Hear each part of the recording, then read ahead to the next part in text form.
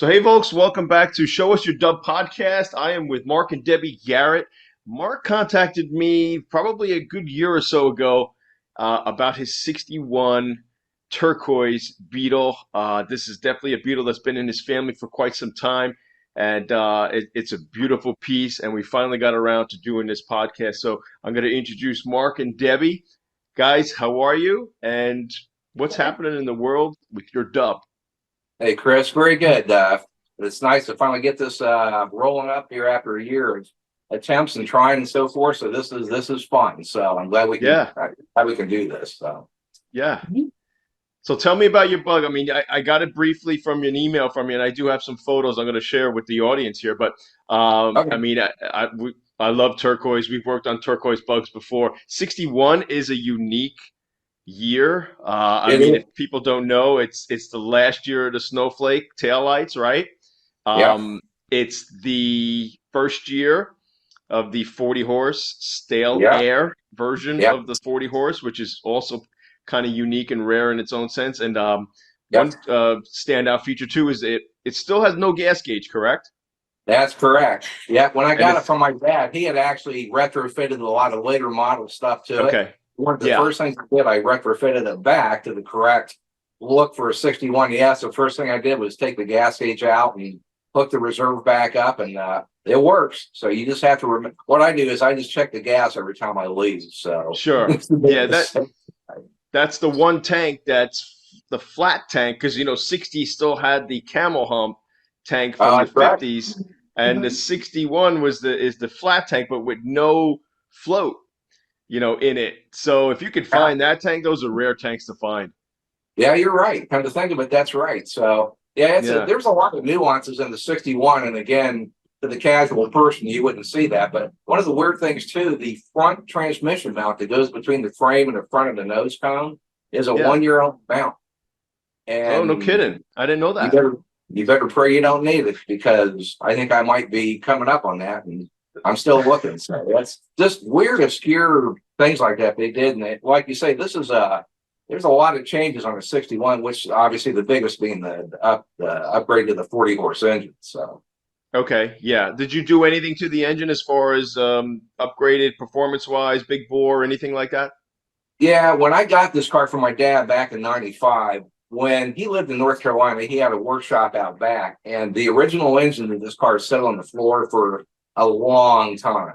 The problem was, being an original 40 horse, the cam bores in the case were wallered out, and nobody Oh. back then was doing line boring for cam bearings. So the engine just finally disappeared. I don't know whatever happened to it. So what's in here now is a single port 1500 case, and then it's got bumped up to Oh, 1641 cylinders. So gotcha. Okay. Okay. So that's so fresh air, or you kept it stale air look? it is fresh air. So Okay. it looks period correct, but obviously it's got the updated. One of the things he did, he updated it to 12 volts. So you did a lot of things like that. The one thing he didn't do, he didn't update the brake system to a dual circuit brake system. So I don't know why he didn't do that, but he didn't. So, Okay. but yeah, So you guys are from Columbus, Ohio area, right? yeah. Yeah. Okay, and this car's always been in that area, and it's you mentioned about your father finding this car. Yeah, I did the birth certificate about a year ago, the new version of the birth certificate they have. And a couple of things I didn't know, the history of the car. It was imported to Texas originally, and that was in '61. So there's about an 11-year span. How it ended up in North Carolina, I don't know. So Okay. when my father was working at the VW dealership, which was Henderson Volkswagen in Charlotte, like I say, he was the body man there, and it was abandoned out back of the body shop. Somebody just left the car there.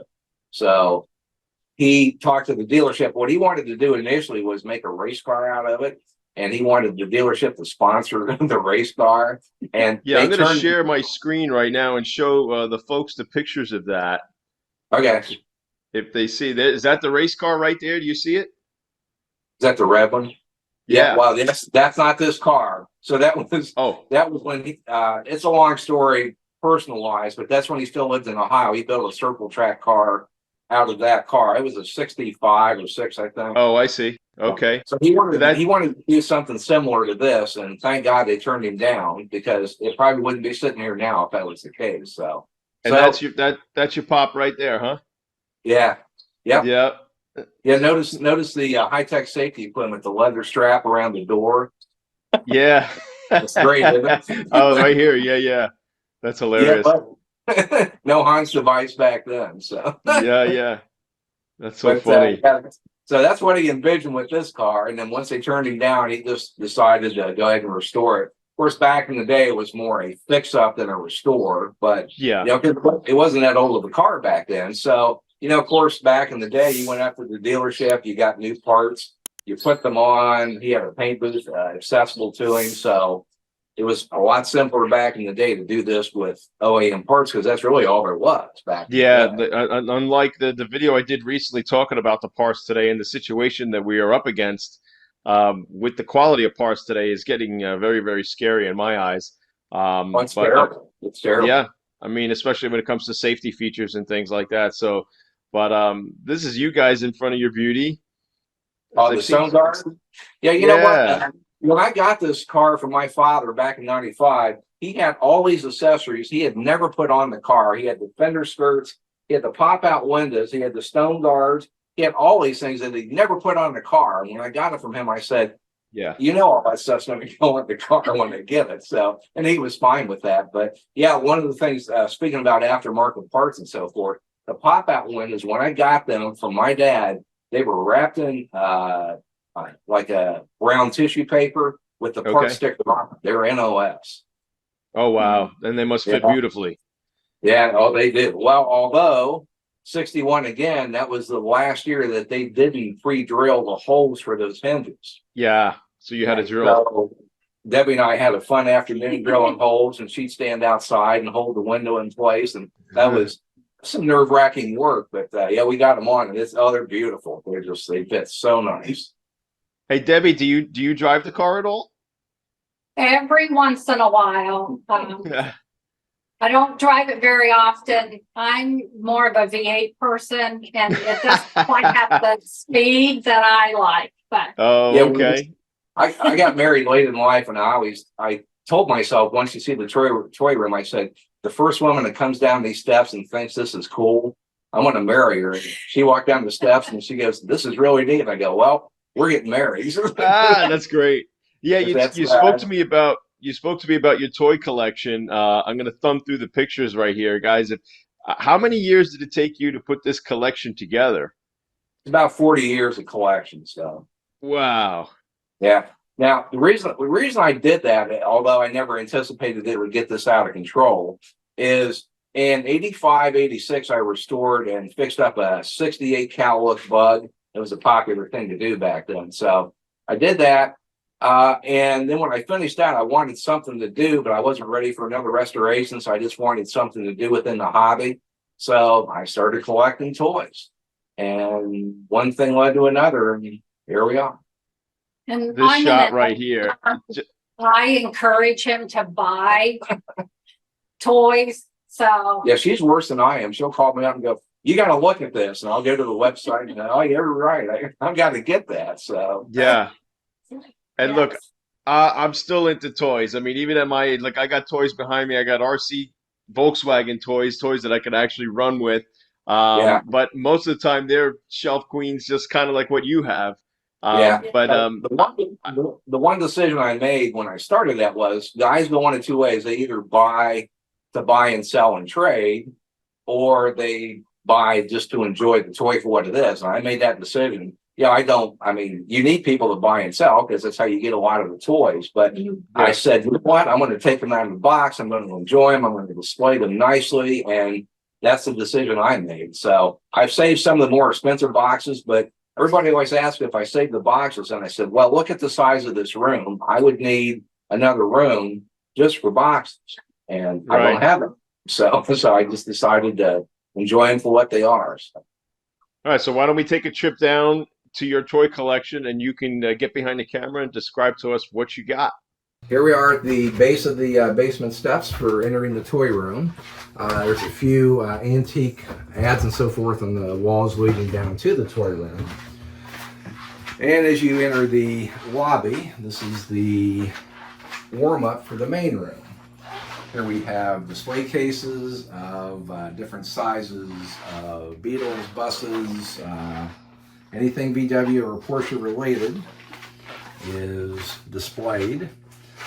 When I started, I tried to keep all the groups together, the bugs, the buses, the Carnegies, and so forth, but as it's expanded, it's sort of hard to do that. So I still try to have main groupings, but it's sort of, everything is everywhere after a certain point. So I always like people that come down here for the first time because they think that this is the main toy room. Well, it's a nice warm-up and it's a nice presentation, but that's not the main toy room. Main toy room. So here we go. This is 40 years of collecting. It would take hours to point out specific things, but a couple of big oversights. One, when we swing back around to the one side of the room, the Carnegie poster was from the dealership in North Carolina that my father worked at, Henderson Volkswagen, and they were going to throw that out. And my dad had it in his garage for years. It was damaged, it was wrinkled, so I flattened it out the best I could, cleaned the original frame up, and it's the perfect focal point of the room for the Carnegie display. So there are many people that want that poster and they're not going to get it. So it's just a nice accent to the room. So like I say, it's a 40-year collection, probably about 4,000 pieces. And it's constantly changing. About every 6 months to a year, I will add some cases, some display items, areas that are always expanding. The center island is one of the latest additions over the last several years. It's a nice addition to still keep the room open, but have a lot of storage space to use. But being a collector, that's always the number one problem. You always need more space. That's what we've got. So if you swing around to the next little room, that's the combination trophy room and some additional toys. Now, the main focus is VWs and Porsches. There is one exception that I make, and it's an obscure little niche with the collecting world, is the Auto Union and Audi race cars.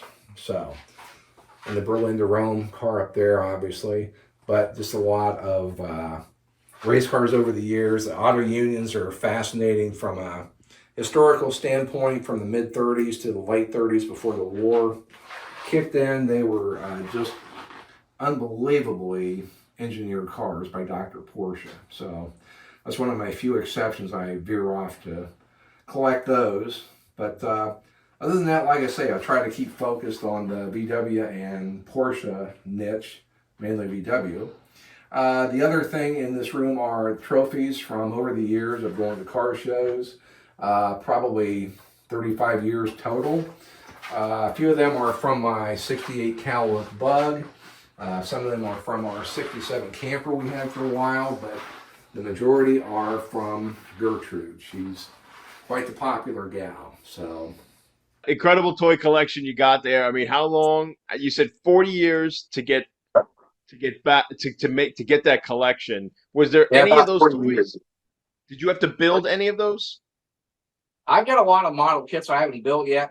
I told myself I retired 2 Aprils ago, and I said I would start building them, and that's 2.5 years ago, and I haven't done that yet. So I Yeah. probably need to do that at some point. I got some rare kits. I mean, the majority were available back in the 80s and 90s. So the big Revell, I think it's a 16 scale Gia and Beetle are really nice.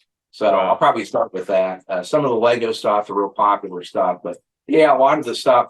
You get to a point where I'm really selective now what I collect, a lot of limited editions and, just high end stuff, because you come to a point where you just run out of room for a while. Right. Yeah, I know. I probably need another rack back here. I have another space here with some more RCs. I just picked up a really cool gem. These are the ones you build. So back in the day, in the 80s, this was the highlight of the 80s, these RC cars, and this is a Monster Beetle. Oh And yeah, I sets of found was mine. pretty mint. And we had to build these when we were kids. Yeah, This was, I sat with my dad in the kitchen and we had all the little screws and all the little bolts and then just laid out. And this was the yeah. hottest thing back then. So this is memories for me. This is Oh my yeah. era and working with my dad on these things and then actually having to run them, changing the motors and the speed controllers and that kind of thing. So yeah, it's super fun. I mean, it brings you back in time. It's just an enjoyable hobby. That's all. We do. Really, you learned a lot of mechanical essential stuff like soldering Yeah, and on those things. You had suspension set up and different settings yeah, and gears and stuff like that. So, well, yeah. previous to that, back in the 60s and 70s, I raced slot cars. So it's Oh, a okay. similar application as far as the engineering and things you learn. I mean, things to this day that I refer back to some of that knowledge I got back then. So, Now, do Right. you have any Volkswagen slot cars? I know you said you had the radio controlled, but the slot cars are No, really interesting too. yeah, they are. I've never no, I've never gotten into slot stuff. My dad used to do slot stuff in Brooklyn, yeah. when he was younger. But no, I've been strictly RC from when the '80s came in, '80s and '90s, when the heyday, the golden age of the RC age, they call it. That's what I grew up with. But I guess that's part of, yeah, like we got handy, and then I could work on the real bug, and You do? just Oh, and sure. and with these, with the little pieces. You work because the Volkswagen has a lot of little pieces, Yeah. and my strength is in the cosmetic stuff. Right. The door handles and the seat upholstery, the headliners, the tops, Mhm. all the little pieces that put all that stuff together. I think that, thankfully, since working on those cars back in the '80s, the little cars, that's helped me with the cars today. So You speaking of know, your car, what was the restoration period on that 61?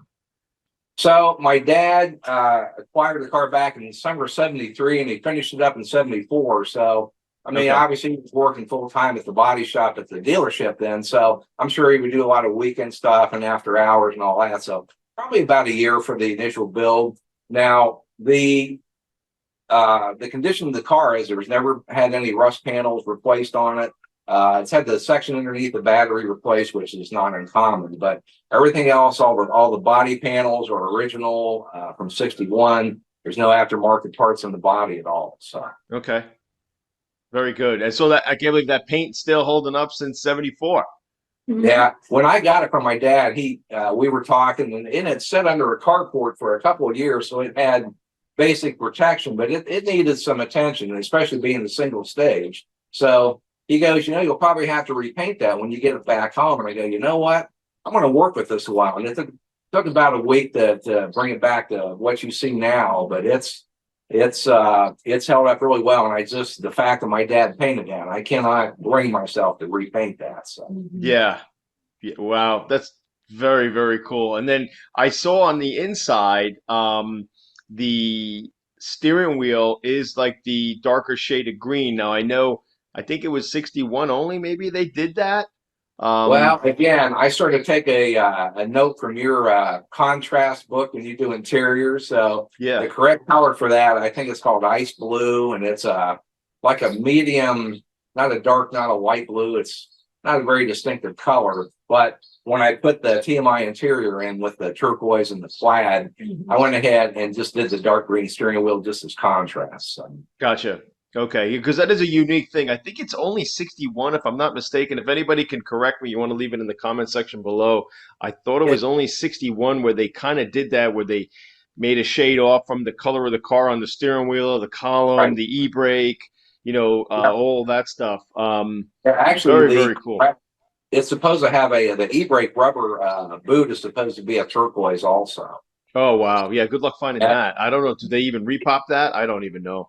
not the turquoise, no. When I got Wow. the car from my dad, the rear mat was turquoise, and somehow the front had gotten replaced, but the rear mat was the original mat, and Okay. he had sprayed black dye over it. So I started to scrub it, and I go, "That's the original mat." So, but Wow. I just got the Wolfsburg West, the two-piece vinyl floor covering, so just the mat. Okay. Okay. I like to find somebody that could dye those. I don't know how easy that would be. It's a lot of material to dye. So, I have a car, a fellow down here in Pompano Beach that has a 66 Pigalle interior, off-white Beetle that's got the red Pigalle interior. He actually painted the rubber mats the red color. huh, It looked a little too shiny to some degree. It should have probably been like more of a matte color or a yeah, flat color. But they have paints out there to work on rubber. So, they do. but I would think still over time. I mean, it's going to crack. I would think Yeah. over time. But if you want to try to get as close as you can, I mean, there are options for you. And so when did you update the interior? That would have been about 15 years ago. It's been a Oh, while. okay. Okay. Been in a while. So one of the things, the TMI kit, when you look at this, when I'll show you the interior, it's actually for a 65 and later. So the Okay. seats on a 65 and later are shorter Yep. than the seat backs, and well, also the door cards are longer in this because the windows are shorter on the sides. So when I took it to the upholstery place, they had to add on about 4 inches of corresponding green area on the bottom to make everything work. So Gotcha. yeah, Okay. that's one of the things when I ordered the kit, I go, well, it should fit until I got everything out, and I go, that's why it doesn't fit. So then I took it to the upholstery guys, and they sewed everything up and made it look really good. So, Oh, that's good. Oh, very good. So that car's never been off the chassis. It's always been together. that's Right. correct. Now, one of the Wow. things I took when I got it back in '95, I took some 3M body sealer, the black body caulk that 3M makes. I cleaned up that seam area and just resealed everything, but it's watertight. It's never Yeah. had any leaks on it at all. So Oh, that's awesome. That's awesome. yeah, it's just fun to drive, I'll tell you. Yeah, that's awesome. And as you And said, it's also one of those things that you don't ever want to take it out and go to the gas station and not want to be bothered, because you're going to talk for about a half hour when you pull up to the gas station. Everybody has no, a story. So no doubt. No doubt about it. Yeah. So, but Debbie, you drive stick, I'm assuming. I do. Oh, very good. You're a rare bird these days. It's yeah, we becoming always like a joke dying that art, right? It is. our daily driver has paddle shift, and she goes, "That's not shifting." I go, No. "You're If you right." don't have a clutch, you shouldn't be shifting. Yeah, Right, right. Very cool. So, I don't know whether it shows up in this shot or not, but when we do the walk around to Gertrude, Gertrude shares a garage with Debbie's 2005 Mercedes CLK convertible. So okay. that's she likes the speed, and I like to putt around. There you go. Oh, that's hilarious. We have been to a couple shows that are by invitation only, Like Concours shows. and Yeah. it's hard to get them to accept Gertrude the way that she is because she has period accessories. Even though it's period accessories, Right. and you've got non-VW people judging these classes, and you talk till you're blue in the face, but they just don't get it. So Yeah, I get that too when I go to shows, was I have some accessories on my Beetles. And yeah, for the most part, I mean, we're putting accessories on these cars that would have normally never had.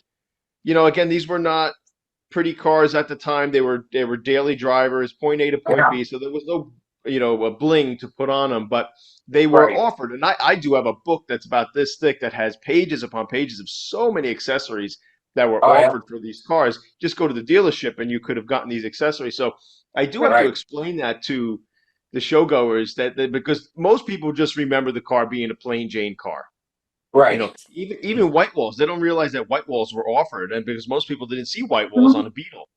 Right. Um, Yeah. Now I go back and forth. These are new Coker bias plies, and believe me, I thought long and hard to replace the ones that were on there. And I thought, for no more than I drive the car, they're adequate. I mean, they ride soft. It's a nice soft ride, but yeah, directional. Well, it's a two-handed drive, so you got to hang on. So yeah, no, I usually get their Coca radial tires. yeah, They're not cheap. They're like 220, 225 a piece now. yeah, yeah. I mean, there are cheaper brands out there that I pointed out in my videos, but I do want to tell people that they even say in a disclaimer on those even the radials that do not take this car out with these radials with inclement weather, with even rain.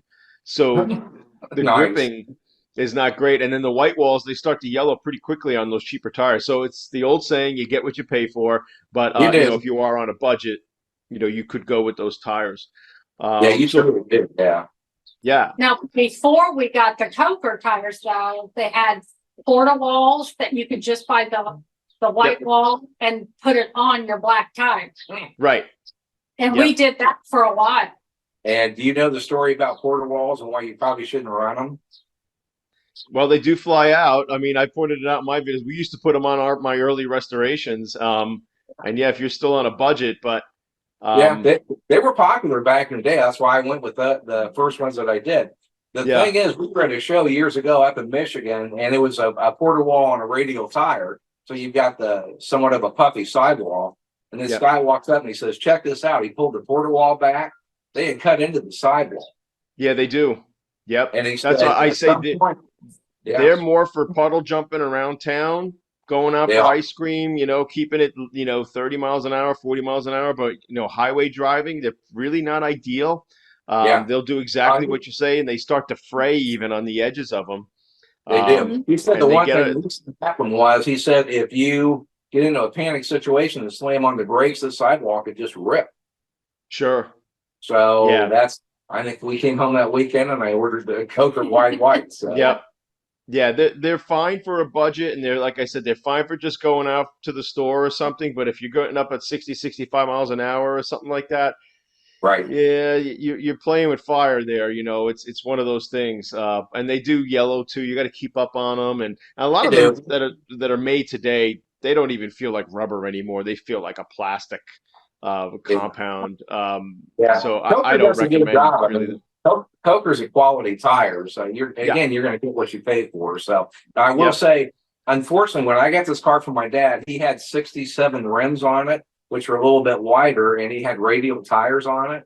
And uh-huh. boy, does that thing run nice when it's got that setup on it. So Yeah, I got radials even on my 54 convertible on the stock wheel, and it feels like it coasts, it floats, it's the bumps, takes the bumps well. It's not You're not going with the crack in the road, with the bias.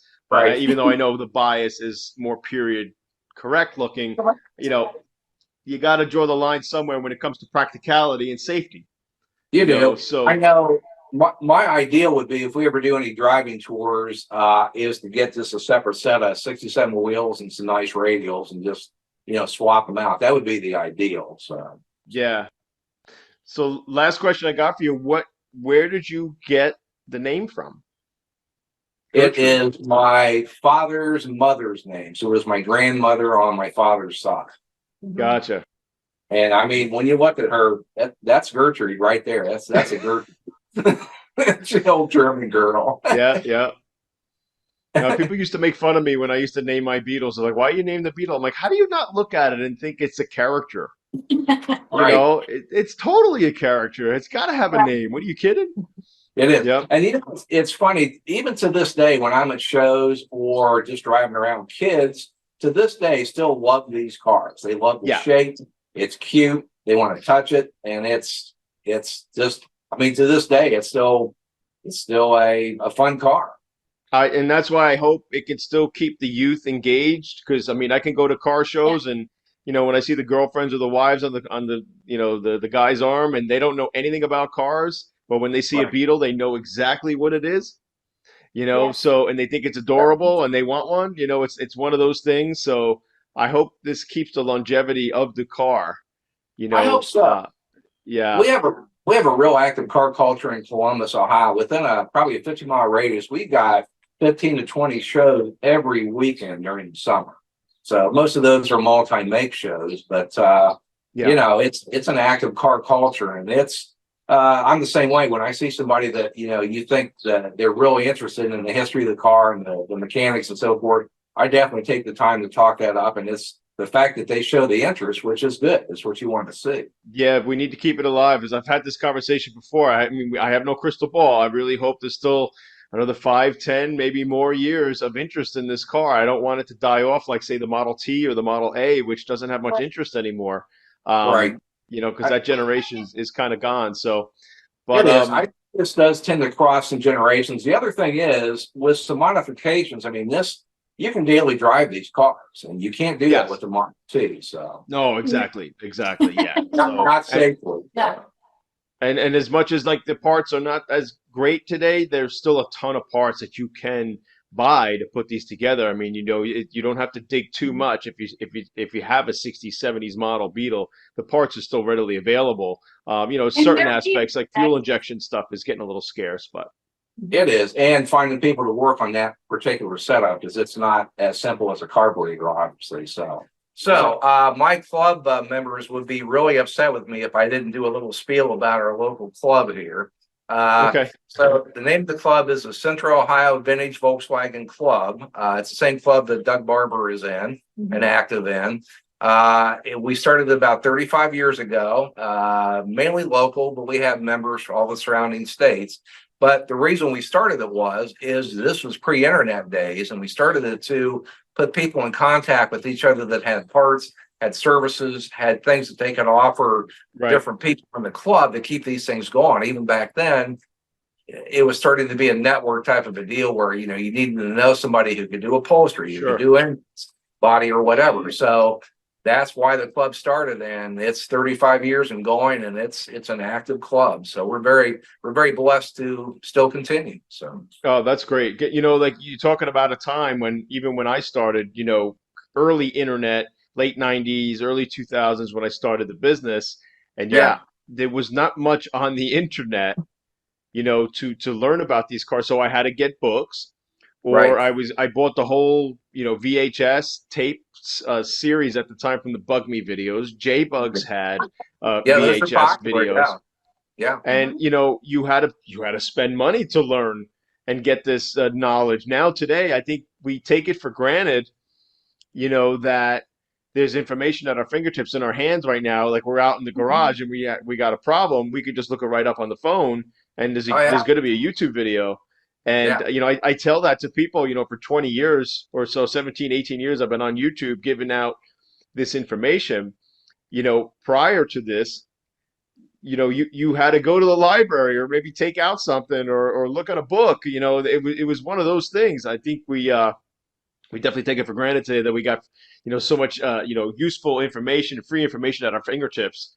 We do. So, I but mean, yeah, so especially the kids today, because it's always been there for them. Right. yeah, they Whereas don't know people anything else, right? my age, we appreciate the trajectory of how that's gone. I know when I built back in the 80s, when I built my 68 Cadillac Bug, you get your copy of VW Trends or Hot Yep. VWs, and you go back to the advertisers and you order 4 fenders, and 2 weeks later they show up in a UPS truck, and Yeah. you had to write a check to do that. And that was how the transactions went, and it wasn't instantaneous. So No, I know there is a spoiled nature to it today, and I tell people all the time, I was like, back in the day, you would have spent a lot of money to learn this or take a course or something to learn all this. Now it's right here for you. So, yeah, but it's cool that you got a club like that goes back prior to all that stuff.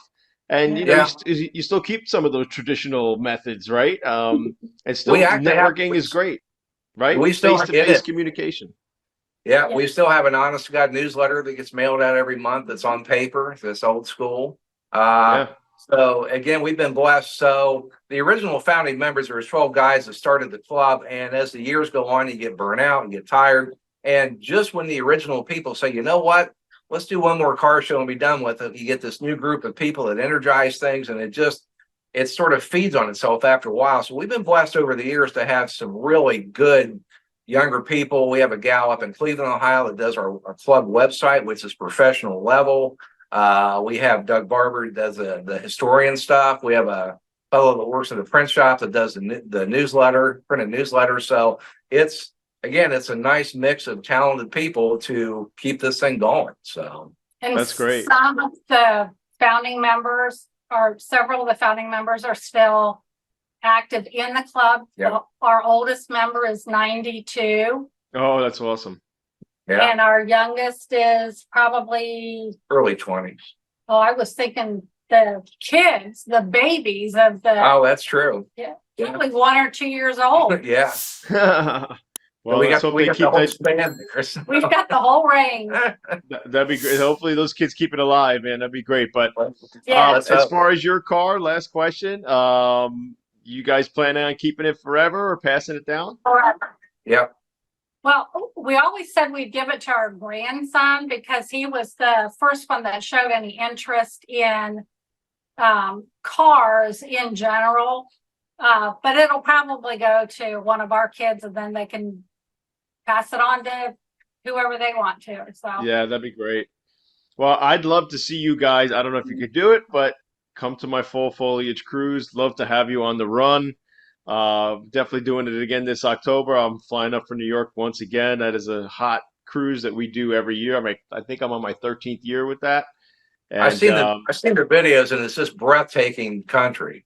It yeah, really is. it's really not. Out of the one time I do like it up in the Northeast when the fall is around for just a few weeks, you see Yeah. the beautiful colors. Yeah, it Yeah. is a good time, and it's great weather for driving the air cooled. Yeah. Perfect weather. Yeah. Yeah. So if you can, people come from all over the country. They trailer their bug, they put it on a trailer or something, or and they ship it or they drive it. We've had a couple come down from Canada. 24 hours they drove in a bus to paint it, and we've had people drive up in Type 2s with their buses from Florida. So, yeah, That's awesome. it's a nice follow, and I really haven't changed the route. People ask me, some of the guys who want to come back on the cruise are like, hey, why don't you change the route? I'm like, I'd like to, but there's people that have never been on it and they've seen the videos and they want to travel that route. Right. So I just kind of keep it that way, and it's kind of I ironed it out where we bypass a lot of the troubling stops that you might come across when you're driving these long cruises, with lights and Right. things and losing people. So, over the years we've kept most of the time people have been staying together, so it's a good route. But That makes great- a difference. I know when we tried to caravan with people, if you get more than about 10 cars, it's impossible. You hit stoplights and you Yeah. get separated, and Yeah. all that kind of stuff. But yeah, I mean, if the route that you got works, just stick with it. So 2 years ago we had, I don't know, 72 or 73 cars show up. wow. And it was a whole train, man, to see these cars going up the road. And for the most part, we stayed together. So, Yeah. as long as people keep up. Some people start sightseeing and they're looking off to the sides and they're losing their Yeah. place in line. But yeah, Go for the out most the part, view or something. Yeah. yeah. So, well, listen, guys, it was great having you on the podcast. I love your car. Gertrude is awesome. It's in a great family, and Thanks, Chris. keep the dream alive and keep passing down the message to the youngsters. And that's what's going to keep this hobby going. Yep. Thanks again for having us. I'm glad we finally got this going after a year. So it's been fantastic. So. Yeah, Thanks, I appreciate Chris. it, guys. Thanks so much. Bye. Thanks. Bye.